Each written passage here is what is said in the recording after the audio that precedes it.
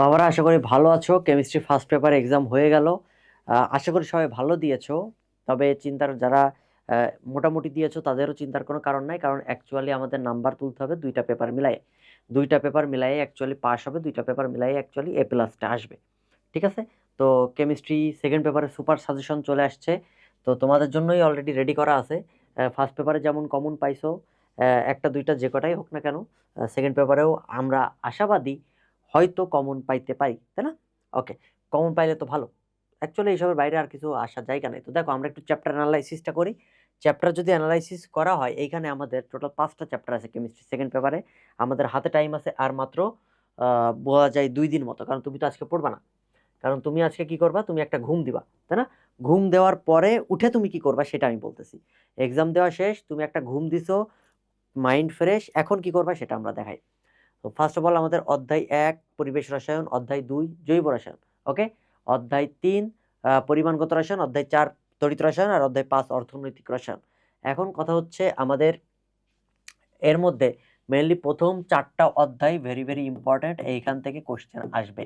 So আমরা এই 4টা অধ্যায়তে ফোকাস বেশি দিব।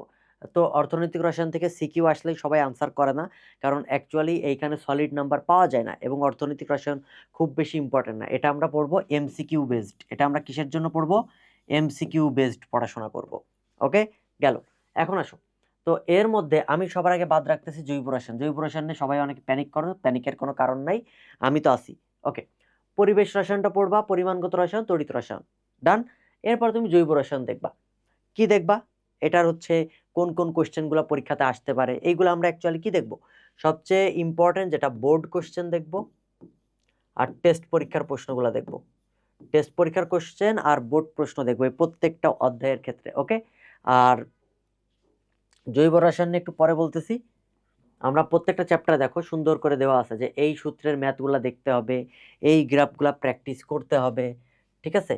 দেন হচ্ছে এই যে গতিসূত্রের ম্যাথ কিভাবে কি করতে হবে, কোন কোন কোশ্চেনগুলো আসতে পারে, সব কিছু এখানে সাজেশন ওয়াইজ দেওয়া আছে। আংশিক চাপ সূত্র, ব্যাপন হার, গ্রাহামের সবগুলা সুন্দর করে দেওয়া আছে। অ্যাসিড বেস থিওরি, পরিমাণগত রসায়ন, কোন কোন টপিকগুলো দেখবা সেগুলা লিস্ট করে দেওয়া হয়েছে। তারপর প্রত্যেকটার টপিক নিয়ে অ্যানালাইসিস করা হয়েছে, কোন টাইপের কোশ্চেন আসতে পারে, কোনগুলো একটু দেখে যাবা। হ্যাঁ, এই যে নির্দেশক কিভাবে দেখে যাওয়া বা কোনগুলা জানতে হবে। তারপরে মনে করো মিশ্রণের প্রকৃতি। মিশ্রণের প্রকৃতি কিন্তু আসার সম্ভাবনা 90% পরিমাণগত রসায়নে। ঠিক আছে, রাসায়নিক পরিবর্তনেও তোমরা পড়ছো, জারণ বিজারণ টাইট্রেশন। হ্যাঁ, কোনগুলা দেখবা, আয়ন ইলেকট্রন পদ্ধতি সমতা, তারপর ধাতুর ভেজাল নির্ণয় কিভাবে করতে হয়, সব কিছু ডিটেলসে দেওয়া আছে। তড়িৎ রসায়ন থেকে কি কি পড়বা। দেন আসো অর্গানিক কেমিস্ট্রি। এই যে তড়িৎ রসায়ন আমাদের শেষ, এইখানে কি কি দেখবো? অর্গানিক কেমিস্ট্রি সাজেশন, কোনগুলা জিনিস দেখবো, কি কি পড়বো, কোন কোন টপিকগুলো অ্যাকচুয়ালি পড়ে যাবা, সব কিছু এইখানে দেওয়া আছে। তো এই পিডিএফটা তোমরা পেয়ে যাবা তোমাদের এইখানে। তোমরা যদি একটু কমেন্ট করো যে পরীক্ষা কেমন দিছো, আর একটা কোশ্চেন আমরা হচ্ছে কোশ্চেন করি দেখি, যেন পরীক্ষা দিয়ে এসে মাইন্ড ফ্রেশ তো তোমাদের, তাই না?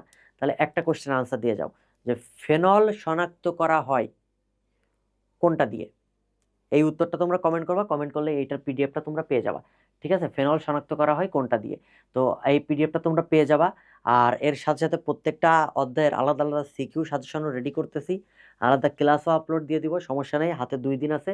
তোমরা শুধুমাত্র একটা জিনিস ফলো করবা, সেটা হচ্ছে জিৎ ভাইয়া, জিৎ ভাইয়া নামে একটা ইউটিউব চ্যানেল আছে। ইউটিউব চ্যানেলে সবগুলা জিনিস পেয়ে যাবা, পিডিএফ পেয়ে যাবা, তারপরে হচ্ছে ক্লাস লিঙ্ক পেয়ে যাবা, সবকিছু এই জিৎ ভাইয়ের চ্যানেলেই পেয়ে যাবা। আর জৈব রসায়নের ক্লাসও দেওয়া আছে, এখান থেকে তুমি সিকিউ আনসার করে আসতে পারবা, এটা নিয়ে চিন্তার কোনো কারণ নাই। সো সবার জন্য শুভকামনা, বেস্ট অফ লাক।